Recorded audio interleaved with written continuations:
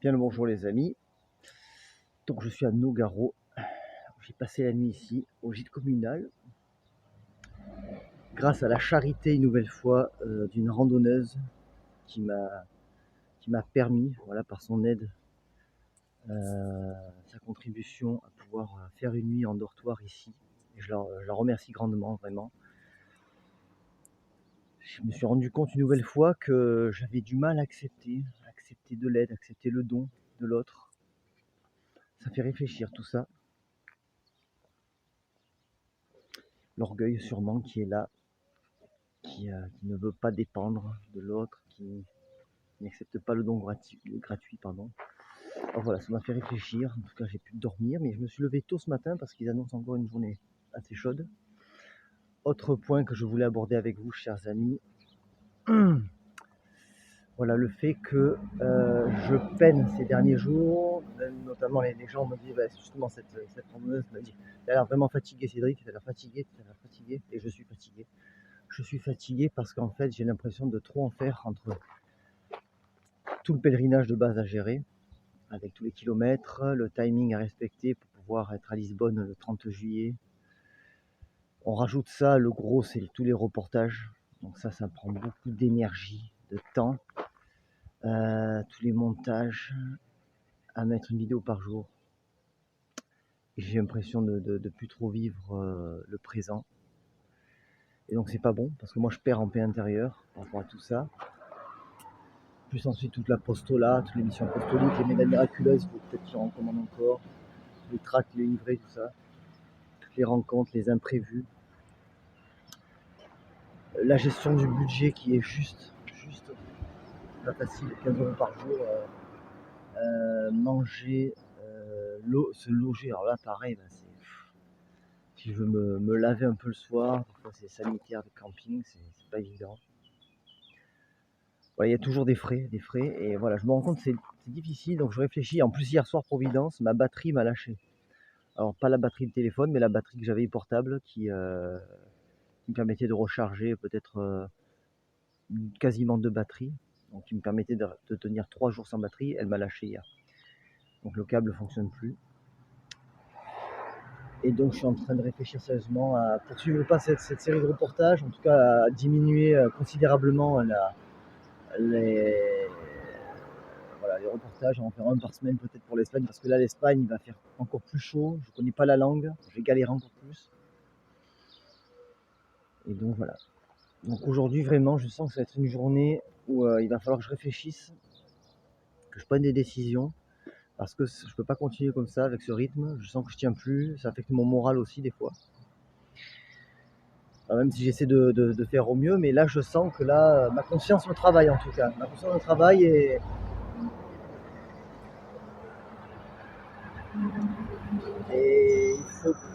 faudrait pas que je m'écarte de l'essentiel. Voilà.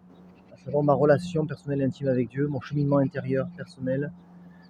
Et faut pas que tout ce projet que m'avait inspiré aussi, c'est la Providence, hein, surtout concernant la France, faire des reportages sur les mystiques françaises, les saints de France, les beaux lieux de France, pour rappeler à toutes les personnes qui regardent que la France elle est belle lorsqu'elle est chrétienne, je dirais, et, que nous on a de belles églises, que notre Seigneur est présent dans chaque église.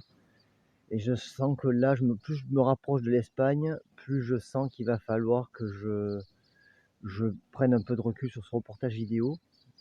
Pourquoi pas poster peut-être, je sais pas, une par semaine, je sais pas. Pour l'instant, j'ai pas d'idée claire, mais je vais faire de mon mieux. En tout cas, voilà, je voulais vous parler, voilà, de but en blanc ce matin pour vous donner un peu l'évolution.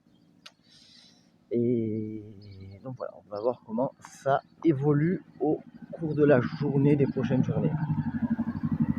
Sinon, nous sommes à Nogaro. Bonne nouvelle, il fait un peu gris ce matin, donc c'est idéal pour marcher, pour avancer avant qu'il fasse trop chaud. Nogaro!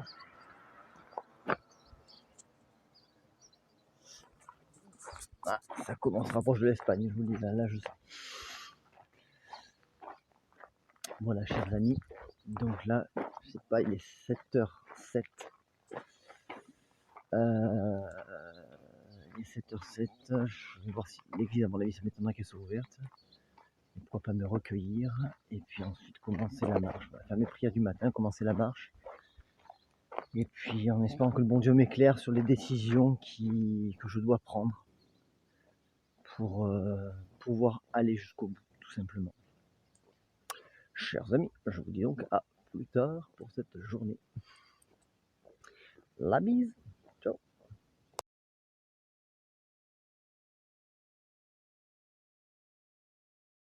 Et donc je vous retrouve, regardez là, encore, on revient sur ce sport là. Alors moi je pensais que c'est la corrida, mais en fait non. Donc ici c'est très typique, ils disent dans l'ouest du Gers, la course landaise. La course landaise, sport traditionnel des Gascons, est très pratiquée dans l'ouest du Gers. Elle fait partie des 4 tauromachie exercées dans le monde avec la corrida portugaise et la course camarguaise. Pratiquée le plus souvent avec des vaches et non des taureaux, cette tauromachie ne conduit pas à la mise à mort de l'animal. La compagnie est rythmée par la musique, jouée par une harmonie, une banda. Le jeu consiste à esquiver la bête par un écart ou un saut permet de dévoiler aussi bien les qualités du sauteur ou de l'écarteur que celles de la vache.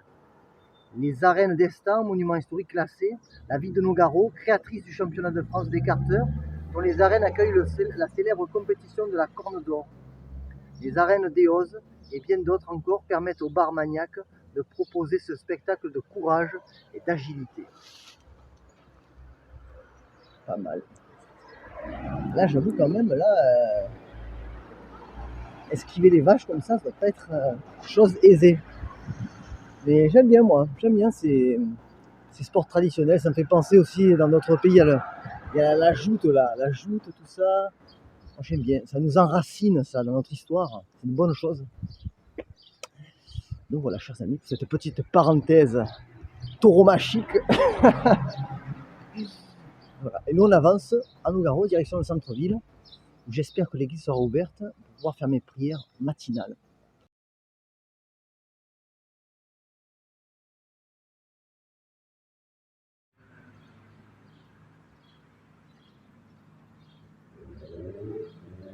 La belle église de Nogaro.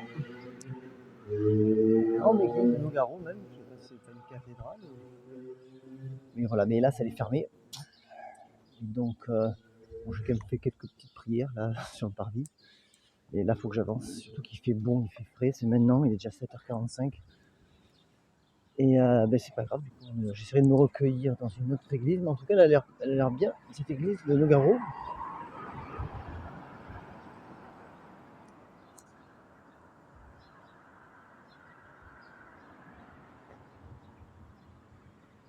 Donc voilà, en tout cas, rien de dramatique, chers amis.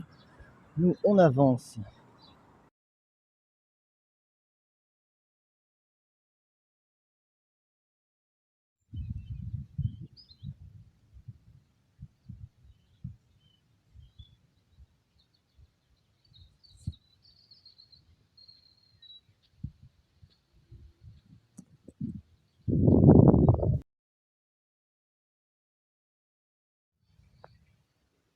Miaou. Bienvenue à la maison. Ne prenez que des souvenirs. Ne laissez que des empreintes. Merci. Une bonne petite marche ce matin là. En quittant Nogaro. Et là on tombe sur un vite pèlerin sympathique. Voilà. Il y a des coins sympas ici quand même. Pour s'arrêter, il y a de quoi, hein, vraiment. Hein, sur le chemin du GR5, j'y pense. C'est assez bien fourni en gîte, tout ça. Miaou numéro 2. Et voilà, tout dépend du budget que vous avez, mais c'est vrai qu'il y a des gîtes de partout sur le GR, donc c'est vraiment une bonne chose. Et je reviens un peu, je repense à ça aussi, parce que c'est vrai que parfois il y a un peu des... C'est rare, hein, mais ça arrive qu'il y ait des situations un peu conflictuelles entre les pèlerins et les hébergeurs, parce que bon, chacun un peu, on va dire... voilà, les pèlerins ils sont pas respectueux, tout ça, les hébergeurs ils abusent. Voilà, faut que chacun garde, je pense à ça tout à l'heure, il faut que tout soit orienté vers le bien commun. Ça c'est une notion importante. Je mets de côté mes intérêts personnels pour le bien commun. Voilà. Et c'est vrai que le système Donativo, par exemple, parce qu'il y en a qui en ont abusé, eh ben, il y en a de moins en moins qui en font. Et c'est vrai que là, j'ai une dame ce matin au téléphone qui m'a dit: «Ah, mais c'est plus comme avant, l'esprit des gîtes, il y en a pas mal qui font ça pour l'argent». Alors, je ne veux pas être là à dire un tel ou tel, mais c'est vrai que moi, je pense à ceux qui ont des petits budgets. C'est pas évident. Notamment, j'ai fait une rencontre là, une rencontre vraiment édifiante avec un monsieur qui a la trentaine, Alexandre, qui m'a vraiment touché, inspiré, je dirais. Il voyage sans argent, figurez-vous. Je me dis là quand même, quelle foi, quelle foi. Un chemin de vie, je crois, un peu difficile, tout ça. J'ai pas trop eu le temps de discuter avec lui longuement. J'espère le revoir prochainement. Et alors lui, carrément, il en venait à porter jusqu'à 25 kilos sur le dos pour pouvoir gérer son approvisionnement en nourriture. Wow, et puis je vous dis, il marche. Et voilà, chemin de vie difficile aussi, mais en tout cas édifiant. Peu de moyens, très peu de moyens. Et là, je me rends compte qu'en fait, demander, c'est s'humilier. Demander de l'aide, c'est s'humilier. Recevoir aussi l'aide, parfois, il y a la fierté ou l'orgueil qui est subtil, qui non, non, non, je ne veux pas recevoir, je ne l'ai pas mérité. C'est intéressant tous ces sujets-là parce qu'en fait, dans notre relation à l'autre, je pense à Jésus-Christ qui s'est donné complètement, de manière désintéressée, juste par amour. Et nous, on veut toujours mériter, mériter. Alors c'est vrai que oui, tout travail mérite salaire, c'est une bonne chose. Il y a la vertu de justice qui rentre en jeu, mais parfois il faut savoir aussi parfois accepter ou donner de manière gratuite et désintéressée. Enfin voilà, je médite sur ça ce matin, c'est vraiment très intéressant. Et voilà, voilà. L'amour est juste, l'amour est miséricordieux, l'amour est généreux. Il y a le côté l'amour est méritoire aussi dans un sens en fait. Ben oui, je veux dire, tous ceux qui sont au ciel aujourd'hui, ils l'ont mérité quelque part. Ils ont mérité parce qu'ils ont œuvré, combattu, aimé, souffert pour l'amour, pour la justice, pour la paix, pour Dieu, pour le bien de tous, pour le bien commun. Et voilà, je pense à toutes ces choses ce matin et je voulais vous le partager un peu de but en blanc. Voilà. Et donc nous, on poursuit notre marche, les amis, comme d'hab. On avance. Donc là, je sais pas, ce soir, il y a une ville R sur la... R, je sais plus, le nom de la ville, 28 km. Et donc, j'avance progressivement, les amis. Et je vous dis à plus.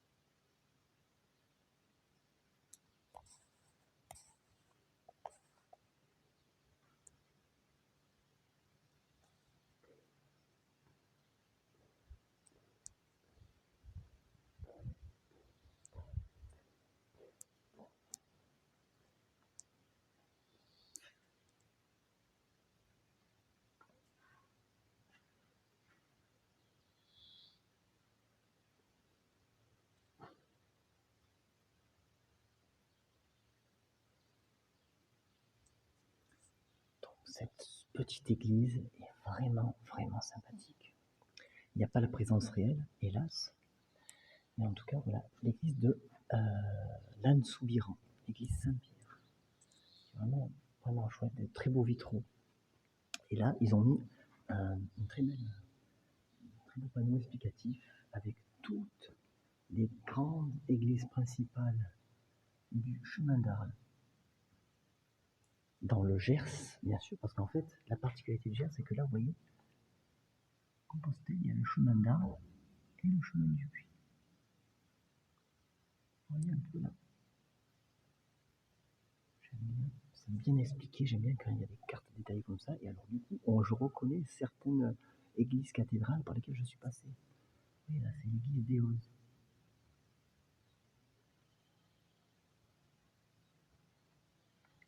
Là, je ne suis pas passé. Là, c'est la cathédrale de Condom. La cathédrale de Condom que j'ai pas pu visiter avec les mousquetaires devant là. Église Saint-Antoine.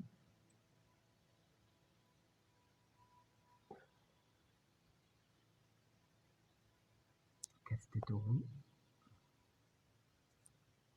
Marcelin. Marcelin où je m'étais arrêté.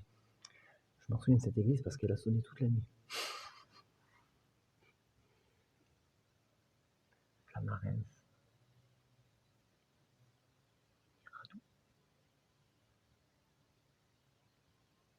Collégiale de la Romure. La collégiale de la Romure, j'ai pas eu le temps de visiter, qui était payante. La cathédrale de Lectoure, où la messe a été célébrée dimanche avec la profession de foi des 12 jeunes. Collégiale de Logaro. Je suis passé devant ce matin, qui était fermé hélas. Et ensuite, église barcelonaise du Gers. Je vais peut-être aller jusqu'à Barcelonnette du Gers, c'est juste avant Aire-sur-l'Adour. Donc voilà, en tout cas j'aime beaucoup cette carte, cette description des églises. En plus, on voit la comparaison au niveau des tailles quand même, c'est intéressant. Donc, je vous prends ça en photo, moi j'aime beaucoup. Voilà. Et donc je vous dis, chers amis, à plus tard. J'ai été invité à boire le café par une habitante, Dany. Je fais vraiment de belles rencontres, et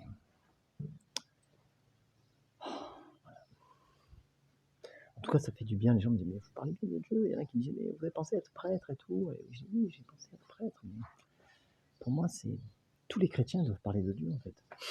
Qu'on soit prêtre ou célibataire ou père de famille. L'apostolat, le côté missionnaire apostolique, pour moi, c'est tout le monde. Et voilà. Mais ça me plaît, donc voilà. Je dois vous laisser. Je suis invité à boire le café chez Dany, une habitante ici de Lannes-Soubiran. Super gentil. Et donc, je vous dis à plus tard, chers amis. Merci Vierge Marie, merci pour tout.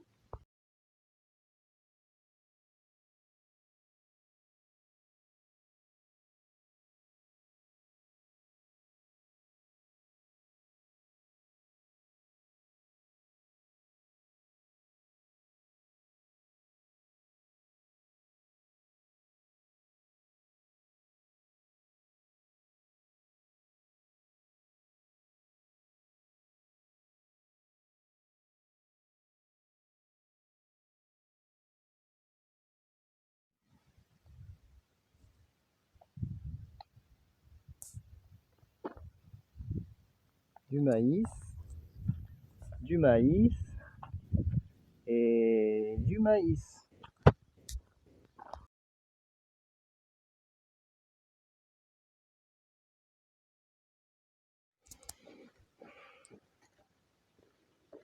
Donc là c'est pas mal. J'entame un nouveau tronçon là dans les bois. Alors c'est plus ombragé, là, plus ou moins ombragé. Ça fait du bien parce que là il est quasiment 11h et vous avez vu, le temps a bien tourné. C'était gris ce matin jusqu'à 8h30. On va dire de 7h, même de 6h30 à 8h30. Après le soleil commence à arriver et là on sent la chaleur monter. Donc voilà, je vais essayer de tirer après cette pause imprévue et très conviviale chez Dany et Michel, son époux. Je continue en espérant tirer jusqu'à 14h. Et puis pour ce soir, je verrai peut-être m'arrêter à la frontière du Gers, à Barcelone sur Gers, juste avant Aire-sur-l'Adour.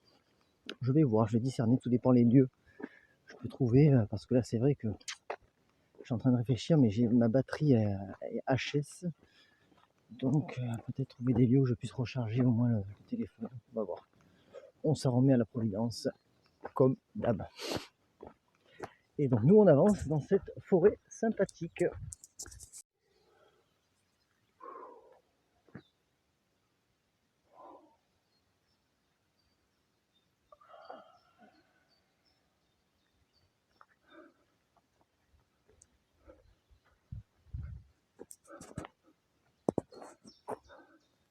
Qui veut monter à l'arbre?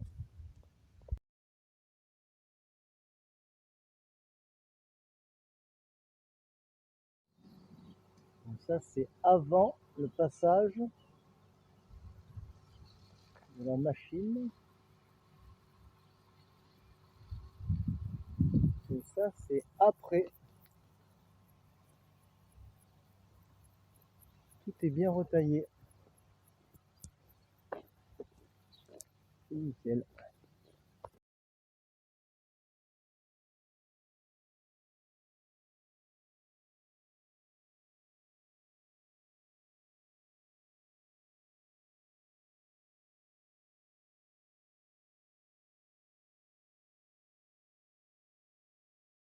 Je vous retrouve, chers amis, sur le Camino toujours. Alors là, pas mal de maïs, j'avoue. Là, je sors d'un petit sentier, là, un peu ombragé, avec des champs de maïs immenses. Et bien sûr, à côté, voilà, en compagnie des vignes pour faire l'Armagnac, vous l'aurez compris. Et là, intéressant, j'arrive à un point intéressant.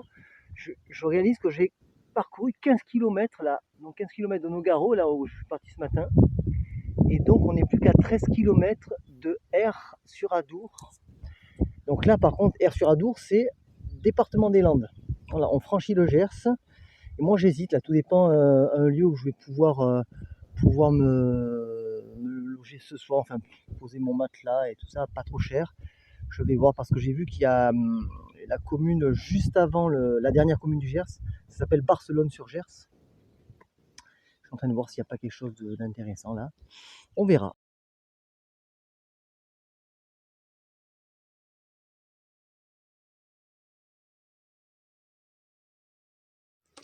Et nous arrivons le lin, la Pujol. Voilà, je suis content, là, je vais pouvoir me ressourcer. Là, il y a un snack bar peut-être, là, pour boire un café. Alors, Pachamama. Tiens, c'est providentiel, ça, Pachamama. Pachamama, ça me fait penser, ça. Je me rappelle que moi j'étais dans ce délire aussi avant de me convertir au catholicisme, la terre-mère, tout ça, l'univers.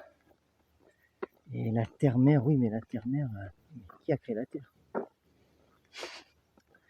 Qui a créé la terre? Qui est le créateur? Pachamama, ça résout rien. Parce que la terre, elle ne s'est pas créée d'elle-même. Hein. Et qui engendre la vie de la terre? Qui permet à l'arbre de pousser? Qui permet à l'oiseau de voler? Hein. Cherchez et vous trouverez. Donc voilà, c'est intéressant. Parce que Pachamama, hélas, ça alimente les courants New Age, je sais beaucoup. Et c'est de l'idolâtrie. Voilà, on adore la création. Voilà. C'est de l'idolâtrie. Au lieu de chercher à connaître et à adorer le créateur, on se maintient à un niveau. Voilà, on adore la création. Alors parfois, j'adore la terre, les arbres, la nature, je suis uni, je fais partie du tout. Voilà, ça revient beaucoup aussi chez les courants bouddhistes, tout ça. J'adore l'univers, voilà, c'est l'univers, c'est Dieu, c'est l'univers. Non, non. Il ne faut pas confondre la création et le créateur. Voilà, ce sont deux choses distinctes. C'est comme confondre je sais pas moi, un tableau, une peinture, avec le peintre, l'artiste. Non, c'est la même chose. Voilà. Et donc ainsi en est-il. Et donc je vous encourage, chers amis, si ce n'est pas déjà le cas, à éprouver vos croyances, tout simplement. Et à chercher à y voir clair, pour connaître la vérité. Et en parlant de vérité, j'arrive donc dans ce super village avec une belle église.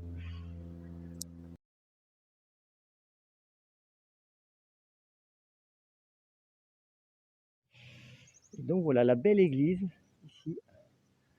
Là, il y en a Pujol. Une église qui est hélas fermée. Et c'est pas grave. On va quand même continuer à prier le bon Dieu. Et à prendre une petite pausinette.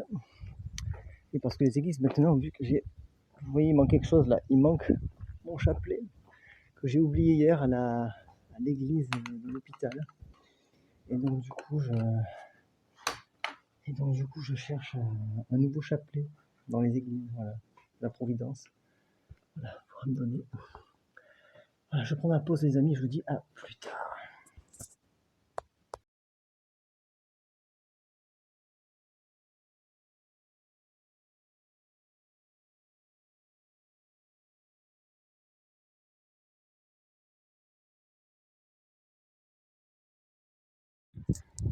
Et donc je vous retrouve là.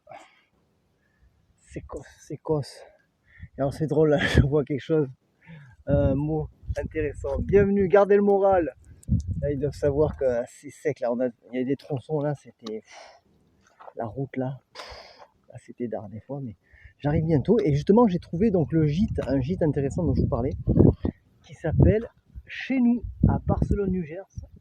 Et donc je les ai appelés tout à l'heure. Et donc j'aurais dit voilà, moi j'ai pas trop de budget, tout ça. Est-ce qu'il y a moyen que je mette mon matelas quelque part, que je puisse prendre une douche? Et en fait, ils m'ont proposé une offre intéressante à 8 euros. Donc soit je dors dans une tente à disposition, ou un hamac même, ou même dehors direct, avec douche et le café le matin. Donc j'ai dit ben super. Donc merci, voilà, merci Chez nous, j'ai envie d'arriver là.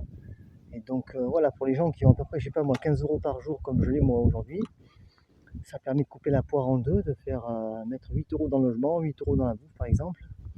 Et donc c'est pas mal, donc je suis content. Et donc je me dirige au gîte Chez nous. Et là, voilà, encore une fois, sympathique, le petit coin pause.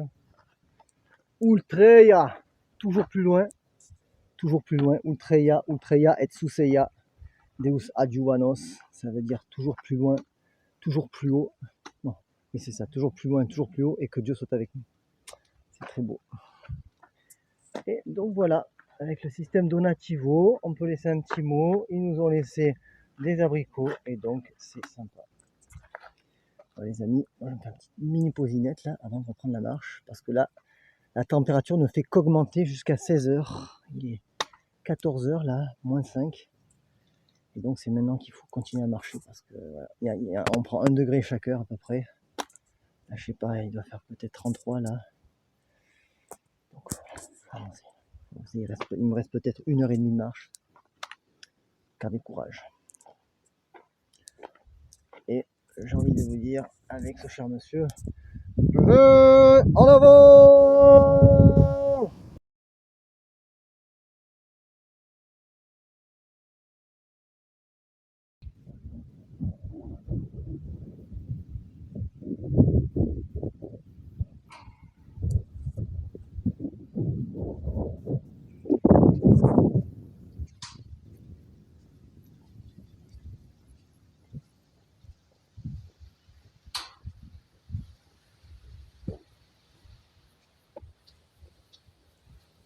L'arrosage!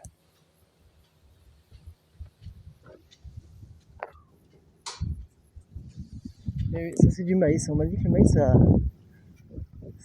ça requiert pas mal d'eau. Mais bon, c'est comme ça. Hein. On m'a dit que je vais prendre une douche là. Rafraîchissante. Et gracias. Avance.